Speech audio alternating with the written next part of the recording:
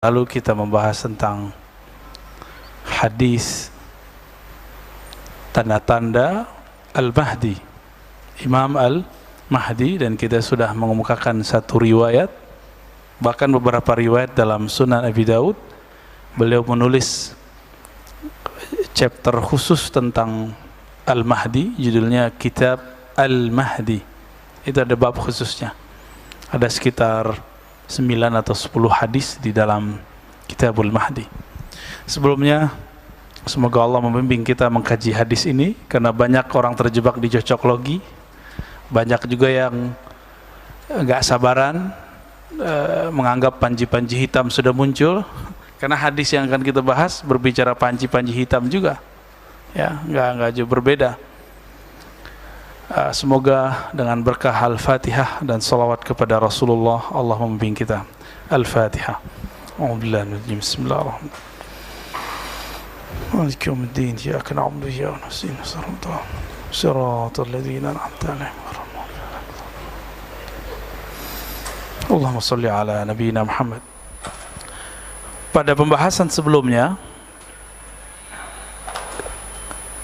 kalau disimpulkan bahwa Al-Mahdi itu, kata Nabi, yab'atsullahu fihi rajulan minni aw min ahli baiti yuwati ismuhu ismi.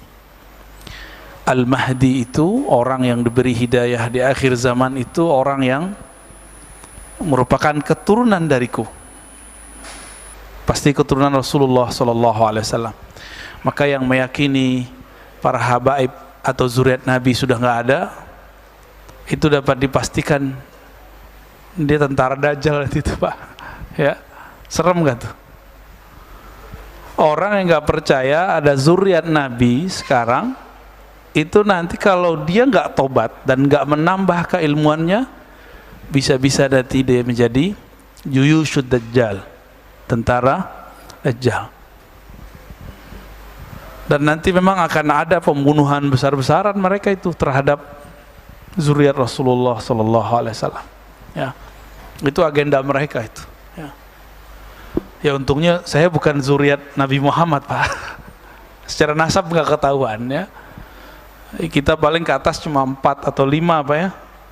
Tapi di genetik kita kelihatan kalau kita ini keturunan mana. Nggak ada tampang-tampang Arabnya kan, Pak? Nggak ada. Apa kata Nabi? Al-Mahdi minni min itrati min auladi Fatimah. Al-Mahdi itu keturunanku, terahku dari keturunan Fatimah. Ngeleslah kawan, kalau keturunan kan mesti harus lewat jalur laki-laki. Loh, ini Nabi yang ngomong kok, keturunanku lewat jalur Fatimah. Nggak usah jauh-jauh, di Yahudi matrilineal nggak? Di Minangkabau matrilineal nggak? Ada satu suku di India dan di China, itu biasa. Itu masalah patriarki atau matrilineal aja, nggak ada masalah itu.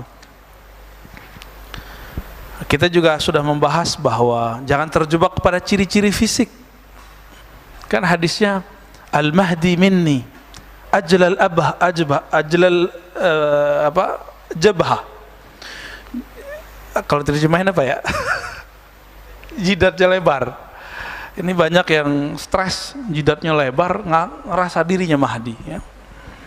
Aknal anf, hidungnya mancung, bengkok dikit gitu. Yamla'ul arda qista wa adla, akan memenuhi bumi dengan keadilan, sebagaimana dipenuhi tadinya dengan jawrah, kezaliman. Kalau cuma sama nama KTP Muhammad bin Abdullah, dari dulu habaib sudah banyak yang namanya Muhammad bin Abdullah atau Ahmad bin Abdullah, sudah banyak. Jadi bukan itu, ya. Tapi kita sudah jelaskan, ism artinya ada dua, masih ingat? Ism dengan makna tanda, al-alam, dan yang kedua ism dengan makna ketinggian ilmu atau derajat.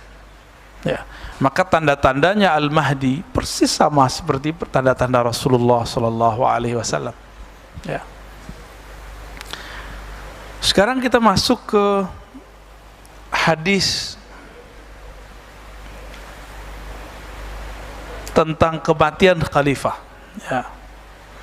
Ini riwayat Imam Abu Daud.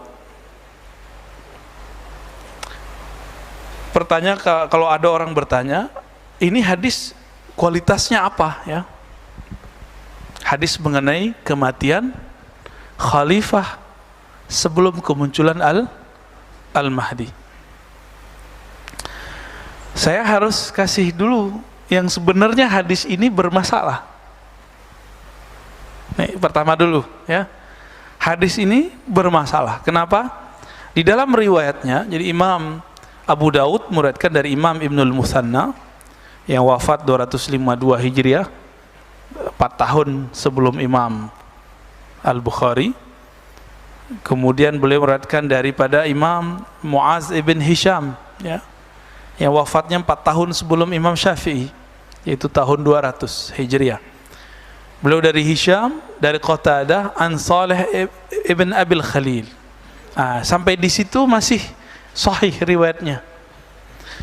Saleh ibn Abil Khalil mengatakan an sahibin lahu an ummi Salamah. Ini kita udah cek di kitabnya dan beberapa kitab ya. Dan ini versi riwayat Abu Daud. Dan memang cuma Abu Daud yang meriwayatkannya. Dari Saleh Abil Khalil an sahibin lahu, dari sahabatnya. Disebutkan nggak namanya? Karena namanya nggak disebutkan, orangnya nggak jelas, maka disebut riwayat ini mubham.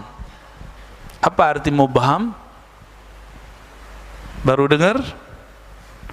Mubham, hadis yang periwayatnya tidak dikenal dan tidak disebutkan namanya.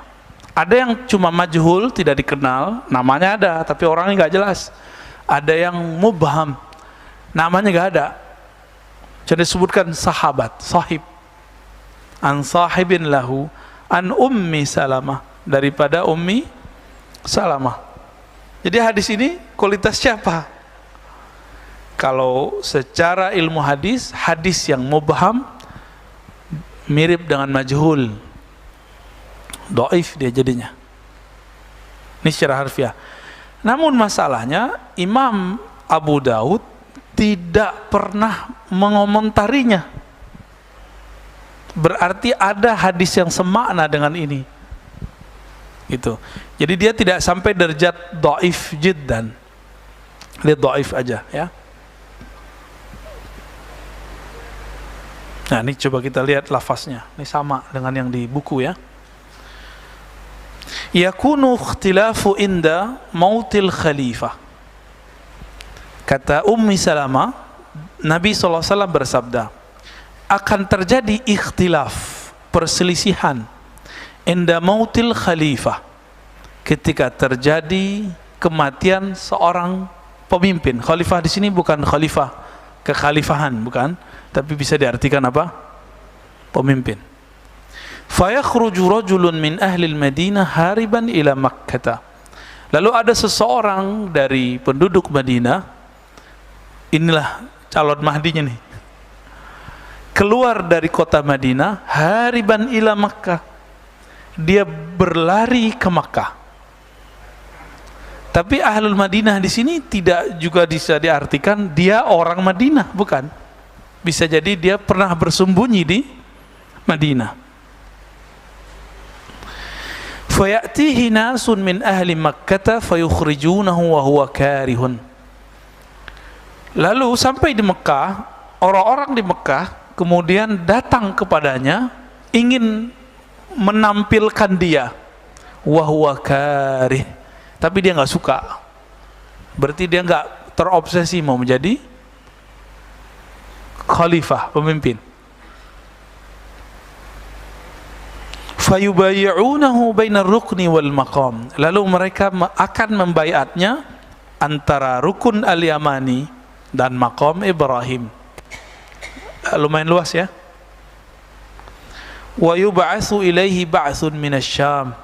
Lalu ada utusan dari Syam, fayukhsafu bihim bil baida baina Makkah wal Madinah.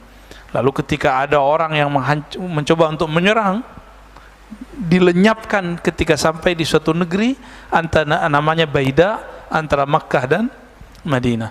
Fa idza ra'a an-nasu dzalika atahu abdalus Syam. Ketika itu terjadi, orang-orang melihat kejadian itu, maka datanglah abdalus Syam. Apa arti abdal? Secara harfiah artinya pengganti-pengganti. Tapi abdal ini pangkat kewalian.